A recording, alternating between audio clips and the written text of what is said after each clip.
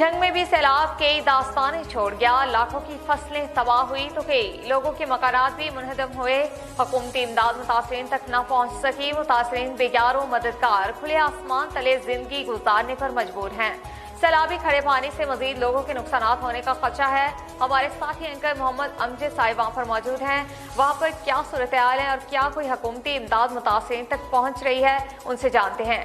GM साहब बताएगा क्या सूरत हाल है वहाँ पर। हाँ जी बिल्कुल इकरा, जंग में सैलाब तो गुजर गया मगर आवाम की मुश्किलात जो है वो कम ना हो सकी। जंग में अभी भी कई ऐसे इलाके हैं जहाँ पर सैलाब पानी का हाल मौजूद है, जिसकी वजह से वहाँ के लोगों को ना सिर्फ गुजरने में दुश्वारी का सामना है बल्कि इसके इर्द गिर्द खड़े पानी से जो है कई अमराज फूटने का भी खदशा जो है वो बढ़ गया है। लोग अभी भी इस खड़े पानी से जो है गुजरने पर मजबूर हैं। स्कूलों में कई स्कूलों में जो है पानी खड़ा है तो कई घर पानी की ज़द में हैं। मुतासरीन से जब हमारी बात हुई है तो मुतासरीन कहते हैं कि 1 माह से ज़ायद का वक्त गुजर चुका है और पानी जो है मुतासरीन इनके फसलों में, इनके मकानों के इर्द गिर्द मौजूद है, जिसकी वजह से इनकी फसलें जो है वो मुकम्मल तौर पर जो है तबाह हो चुकी हैं और लाखों रुपए का नुकसान हो गया है और मज़ीद नुकसानात का भी खदशा जो है वो बढ़ गया है। इसके अलावा जो है इस पानी से जो है इनकी नलकों का पानी भी ख़राब हो गया है और इनके जो है पास पीने के लिए साफ़ पानी तक मौजूद नहीं है।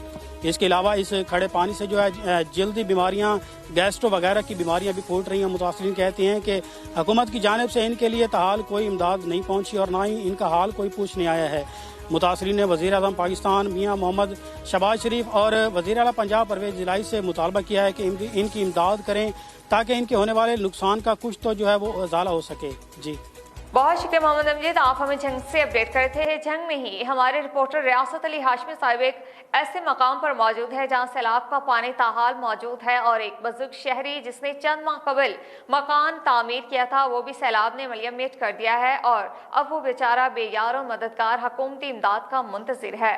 वहाँ की क्या सूरत हाल है और क्या कहते हैं मुतासरीन, जानते हैं रियासत अली हाशमी से। जी रियासत।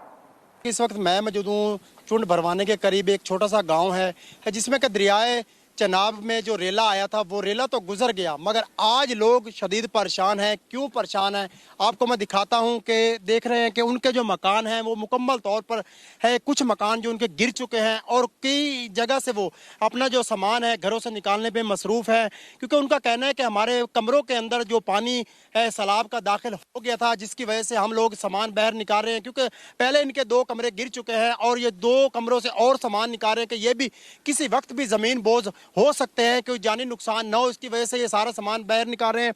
हम इनसे पूछेंगे, बुजुर्गों आप हमें बताएं कि आप क्या कहेंगे, आपकी जानिब कोई हुकूमत की जानिब से कोई इमदाद वगैरह आई है? कोई इमदाद वगैरह नहीं आई जी, बाहर बैठे हैं, बारिश होए सोए मकाना दे विच वड़ नहीं सकते क्योंकि वो टूट फूट गए ते बाहर रड़े ते बैठे हैं।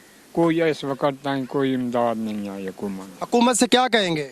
हुकूमत से मेहरबानी करे हुकूमत, वज़ीर आज़म कि कोई साथ करे, इमदाद देवे गरीबां नूं कि मकान साडे बेकार हो चुके। अच्छा बिल्कुल, जैसा कि आपने इनकी गुफ्तगू सुनी है कि आप देख रहे हैं कि जो इनके छोटे छोटे नन्हे मुन्ने बच्चे हैं वो भी काम करने में मसरूफ़ हैं, वो भी अपने घर से सामान निकाल रहे हैं मगर एक जानिब आपको बताऊं कि इनके पास खाने के लिए कोई चीज़ मौजूद नहीं है। बेयारो मददगार खुले आसमान के नीचे बैठे हैं क्योंकि इनके जो कमरे हैं वो भी गिर चुके हैं। इसी हवाले से हम इनसे पूछेंगे, आप बताएं कि आपके जो ये कमरे हैं कितने गिर चुके हैं और क्या बताएंगे?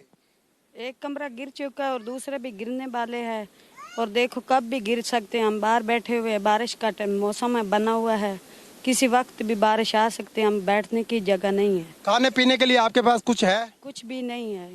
और बच्चे आपके कहाँ से खाते हैं? बच्चे बस आप हम ले आते हैं तो बना के खिला रहे हैं हम बच्चियों को।